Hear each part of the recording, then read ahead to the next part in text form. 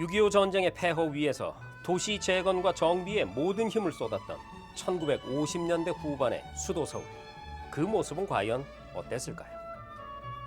전쟁의 화마가 도시의 80% 이상을 잿더미로 만든 상황 속에서 도로와 건축물, 소중한 문화재를 복구하고 복원하는 생생한 과정이 바로 오늘 보실 문화영화 서울의 하루편에 생생하게 기록돼 있습니다. 비록 힘들고 어려웠지만 당시에도 우리나라 경제와 사회, 교육, 문화의 중심이었던 서울의 풍경은 한편으론 믿기지 않을 정도로 평화롭고 또 사람 냄새 가득했다는 걸 확인하실 수 있을 텐데요. 우리 할아버지 할머니들이 전쟁의 상흔을 땀으로 씻어냈던 그 시절 수도 서울의 일상 속으로 함께 들어가 보시죠.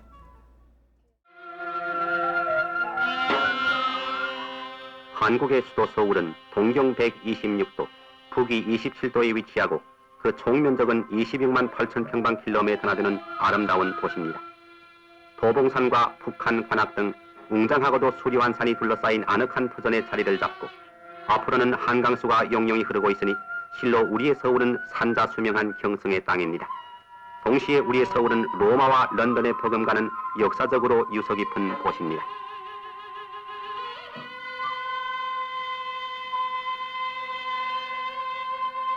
문헌상으로는 지금으로부터 1350년 전인 신라 진흥왕 시대의 임금이 이곳에서 사냥을 하셨다고 했으니 실로 우리 민족과 함께 자라난 역사의 도시라고 할 수 있습니다. 특히 지금으로부터 560년 전 이조 태조대왕께서 여기에 도읍하신 이후로 우리의 서울은 우리와 함께 그 운명과 희노애락을 같이 해왔습니다. 한때 외적에 유린된 바에서 일시 남한산성으로 천도하지 않을 수가 없는 비극도 겪었으나 그러나 우리의 서울은 모든 환란을 겪고도 민족과 함께 굳세게 살아남았던 것입니다.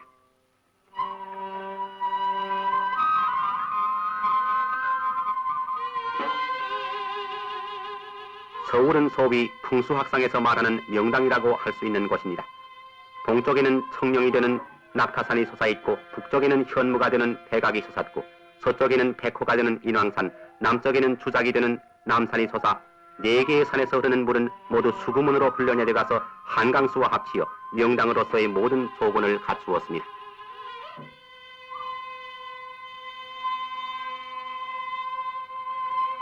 이조 태조대왕은 이 명당을 얻어 정도전, 권중리 등 건국의 공신으로 하여금 왕도를 건설케 했습니다. 그들은 왕명을 받들어 먼저 5만 6천여 평의 터전 위에 왕실의 사당인 종묘를 건설케 했으니 이것이 곧 서울의 최초의 도시계획이었습니다. 다음으로 신도로서의 위엄을 갖추기 위하여 윤환의 미를 다한 웅장하고도 정묘한 5대 궁궐을 건조했습니다. 이 모든 궁궐은 대부분 임진왜란 때 평화로 말미암아 소실됐고 그 후 개소되었습니다.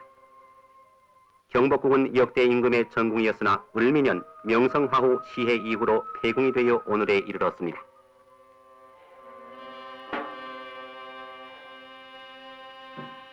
창덕궁은 속칭 동관대굴이라고 하여 태조 3년에 창건된 이후 단종대왕의 서글픈 얘기와 함께 잊지 못할 궁궐입니다. 이 궁궐은 한때 연산군, 광해군 등 우매한 폭군의 연락의 장소로 이용돼서 허다한 비극과 죄악의 씨를 뿌렸던 것입니다. 그러나 다행하게도 정대왕, 영조대왕 등 이조 중흥의 명군이 인정을 베풀어 이조 중엽의 찬연한 문화를 버티게 했습니다. 6.25 동란전까지 윤황후께서 홀로 여기에 머물러 옛날의 촌엄과 영화를 추억하신 것도 바로 이 창덕궁입니다. 창경궁터는 본래 창덕궁에 부속되어 두 궁궐 사이에 확연한 경계가 있었던 것은 아닙니다. 약 500년 전인 제9대 임금 성종대왕 때 건조되었습니다. 1907년 능희 황제의 영단으로 일반 국민에게 개방된 후 권농장터에는 연못을 타고 보루각과 춘당대의 일부는 동물원과 식물원이 되어서 시민의 놀이터가 되었습니다. 덕수궁은 올해 별궁으로서 이조 역사상 그리 큰 역할을 하지 않았으나 구한국의 풍운이 급박했던 19세기 말엽에 이르러서 이조 말 고종 황제께서 일본의 핍박을 피해 한때 이곳에 피해 계시다가 1905년에 이르러 마침내 굴력적인 을사보호조약을 이곳에서 체결하여 드디어 운명의 궁전이 되고 말았습니다.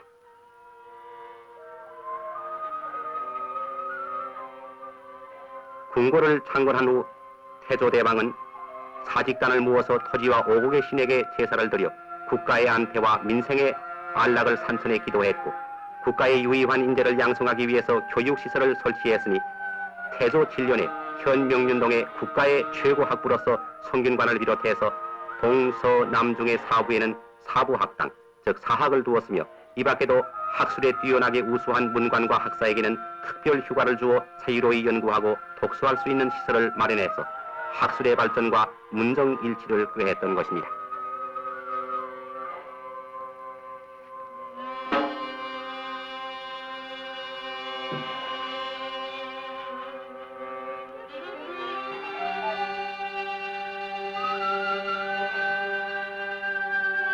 왕도의 안전을 도모하고 외적의 침입을 방어하기 위해서 사대문과 사소문의 위치를 정한 뒤 다시 이것을 연결하는 성벽을 쌓았으니 이것으로 토성의 외곽은 완성되었다고 하겠습니다.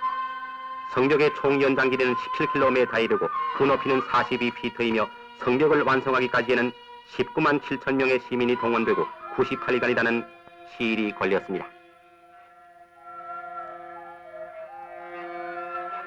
성벽과 사대문으로 서울은 철옹성같이 보호되었습니다. 성내외의 시민들이 통행하기 위해서 종각을 세워 성문을 열고 닫는 시간을 알렸으니 새벽 4시에는 파루의 종을 쳐서 성문을 열고 저녁 9시에는 인정의 종을 울려서 성문을 닫은 다음 공무이의의 통행을 금지했습니다.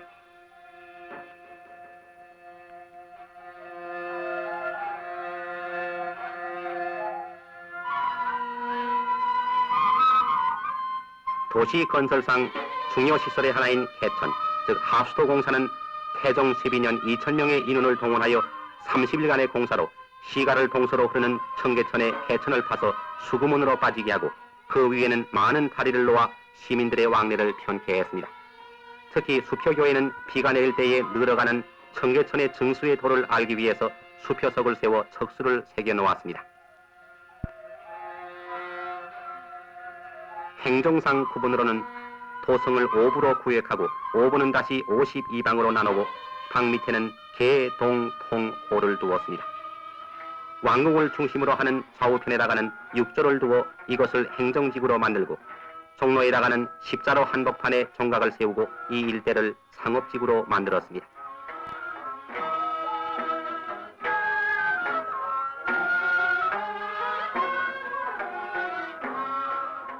이리하여 서울은 임진병자의 두 난리를 겪으면서도 별로 큰 변천도 풍파도 없이 남천에 맛좋은 술을 마시고 북천의 떡을 먹으면서 10만여 명의 시민이 문자 그대로 태평연호를 노래하며 살아왔던 것입니다.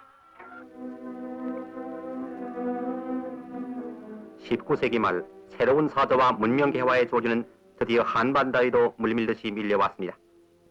500년이란 긴 세월을 두고 쇠국의 문을 굳게 닫고 있던 한양에도 개화와 문명의 봉화는 높이 올랐습니다. 1882년 한미수호 통상조약, 다음 해에 영국과 독일과의 우호조약 체결을 계기로 해서 서구라파와 북미합중국의 선구자들은 서울을 찾아왔습니다. 한말의 진취적이고 애국적인 청년지사들은 그들을 통하여 선진국의 민주주의를 흡수하고자 노력했으며 보다 찬란한 조국을 건설하고자 노력했습니다. 또한 우리 선각자들은 그들과 힘을 합하여 메마른 이 땅에 새로운 문화를 도입해서 조국의 발전과 신문화 개척을 위해 헌신했습니다. 기독교가 이 땅에 광범하게 전파된 것도 이와 전후해서입니다. 외국 선교사들은 정부의 허락을 얻어 성경을 우리말로 번역 출판했고 서울의 각 교파의 교회와 성당을 건립해서 기독교의 선교 사업에 종사하여 점차로 재래의 우리 종교인 유교, 불교와 함께 우리 신앙생활에 크나큰 영향을 주었던 것입니다.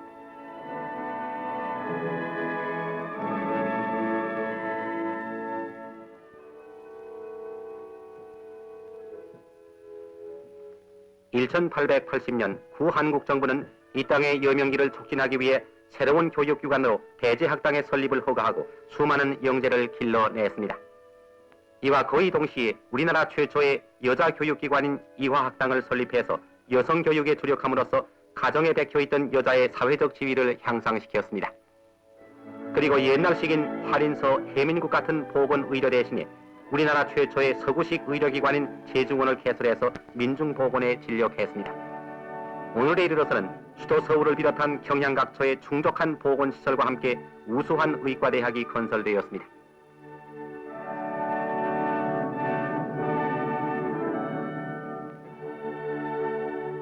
문명의 여명기를 맞이하여 서울에서는 언론의 창달을 위한 각종 일간신문이 발간되어 비로소 민주주의가 싹시 트기 시작했습니다. 세계 문명의 발전과 더불어 서울 시민도 전기 혜택을 받게 되었고 광무 12년에는 자연수를 사용하던 서울 시민에게 비로소 수도를 공급하고 그 밖에도 전등, 전화, 교통기관 등 각종 문명시설을 설치했습니다.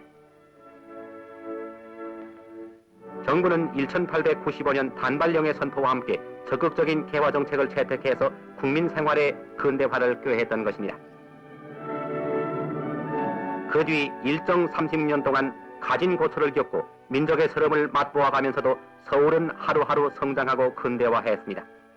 옛것과 새것이 아름답게 조화하여 실로 산자수류한 민족의 수도로서 발전했던 것입니다.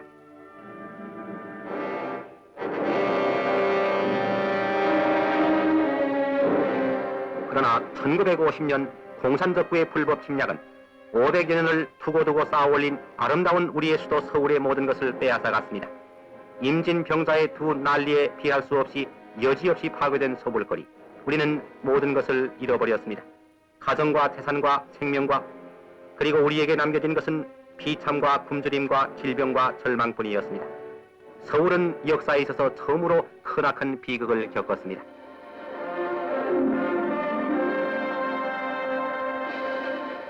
그러나 서울은 잿더미에서도 날개치며 소생하는 불사조처럼 다시 살아났습니다.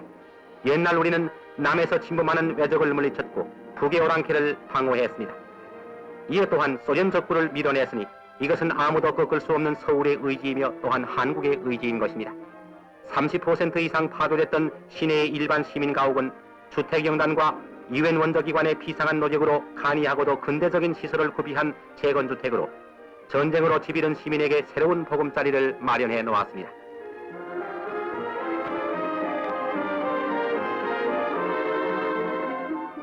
한 가정은 우리 사회생활의 한 단위입니다.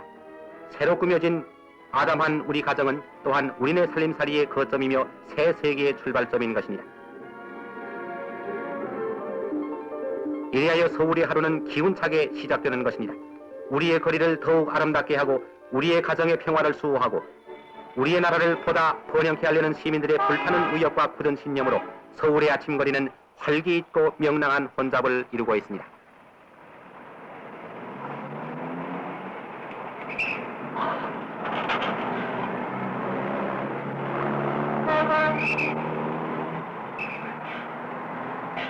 한때 모든 것을 공산적부의 포탄과 탱크 아래 유린당했던 수도 서울의 시민은 가난과 신고와 싸워 이기고 불안과 공포를 물리치고 씩씩하게 다시 재기했습니다.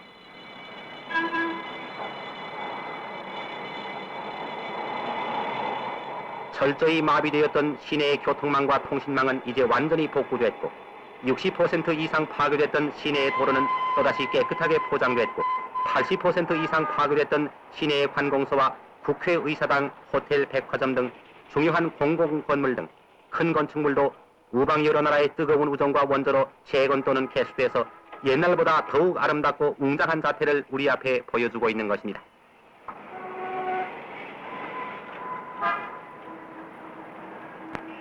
(2조) 초의 도시계획 이래 별로 변화가 없었던 시내의 기간 도로를 확장하고 구역을 정리하고 로타리를 마련해서 하루하루 늘어가는 교통량을 해결하고 있습니다.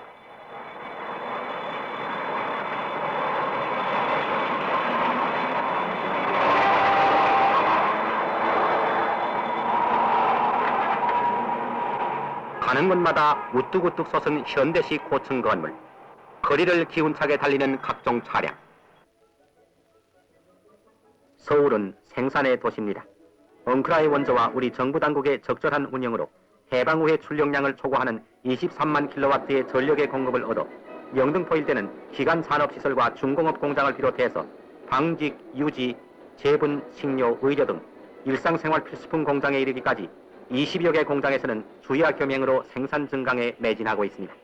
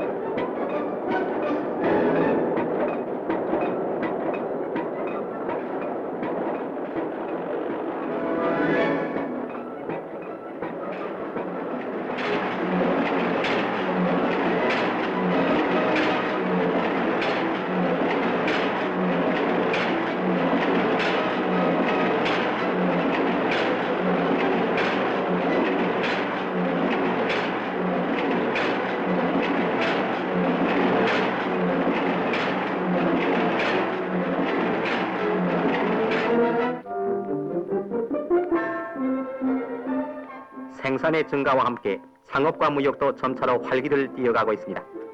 외래품과 밀수품의 범람으로 뜻있는 국민의 눈살을 찌푸리게 하고 행정당국의 투통거리였던 상가도 오늘에 와서는 우수한 국산품으로 대치되었습니다.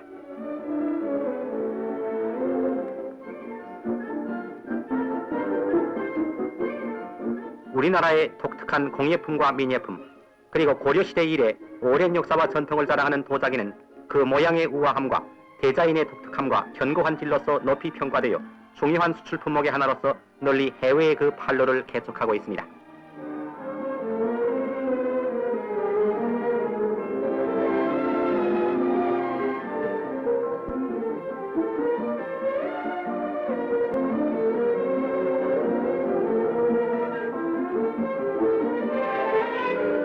서울은 교육과 문화의 중심지입니다. 의무교육의 실시로 15만 명의 서울 어린이가 87개 국민학교에서 공부하고 있으며 그 교육 방침도 재래의 암기식 교육을 버리고 실지에 임하여 응용할 수 있도록 어린이의 창의성을 발전시키는 데 중점을 두고 있습니다.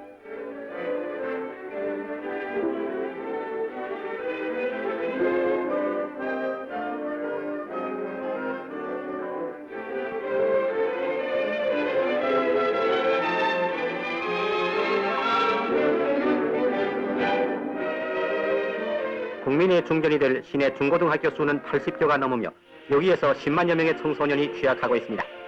실업교육에 있어서는 생산교육의 중요성에 감해서 1인 1기 교육으로서 국가시책에 기여해야 하는 것을 목적으로 하고 있으며 과학기술 교육에 있어서는 각종 기술학교 및 고등학교에 필요한 일체시설을 구비하여 과학기술의 보급 진흥에 이바지하고 있습니다.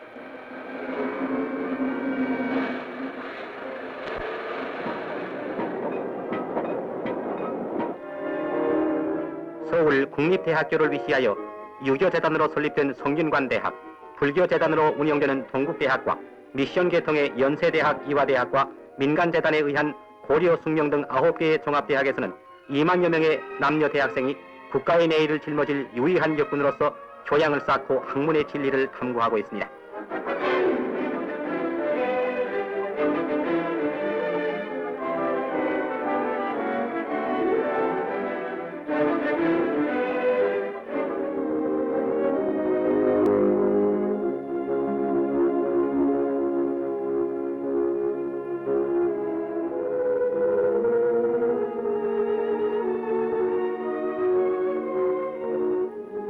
서울의 하루는 조용히 저물어갑니다.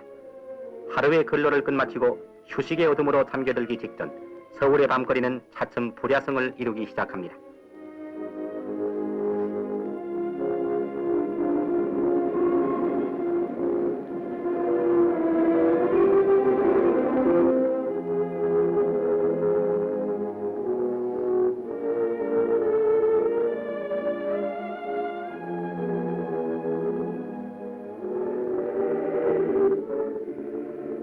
오늘은 일요일, 엿새 동안의 근로를 끝내고 오늘은 안식의 날입니다. 200수십 신구교회당에서는 평화스러운 종소리와 찬송가가 흘러나옵니다.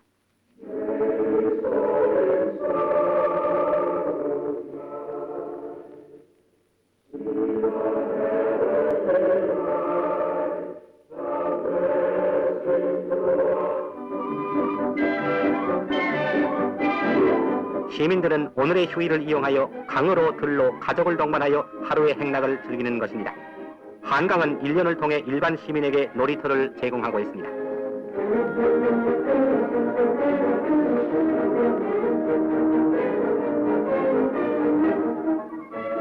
장경원 동물원에는 세계 각지에서 구해온 가지가지의 동물을 구경하려고 서울의 어린이들이 모여듭니다.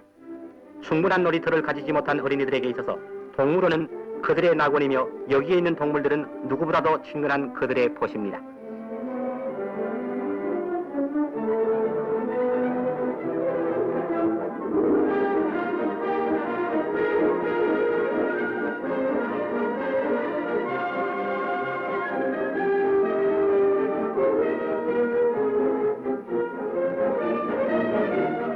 공사장에서는 전통적인 궁사대회, 그리고 각 경기장에서는 각종 경기가 국민의 체위 향상을 도모하고 있습니다.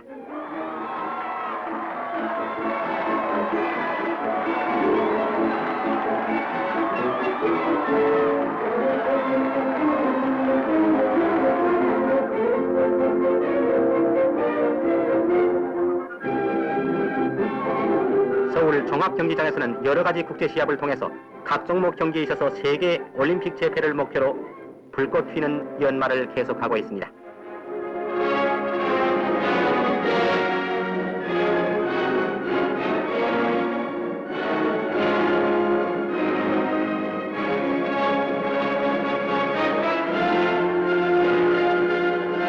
서울은 560년이란 세월을 경과하는 동안 너무도 지역이 좁아졌습니다.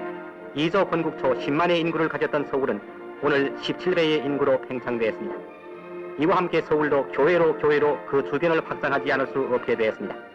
본격적인 도시계획의 실시에 따라서 의정부, 소사, 김포 등을 포함하는 주말 생활권을 형성하고 나아가서는 문산, 포천, 양평, 수원, 인천까지 확장하여 월만 생활권을 형성함으로써 명실공히 국제적인 도시로서의 대서울이 등장할 날도 머지는 않은 것입니다.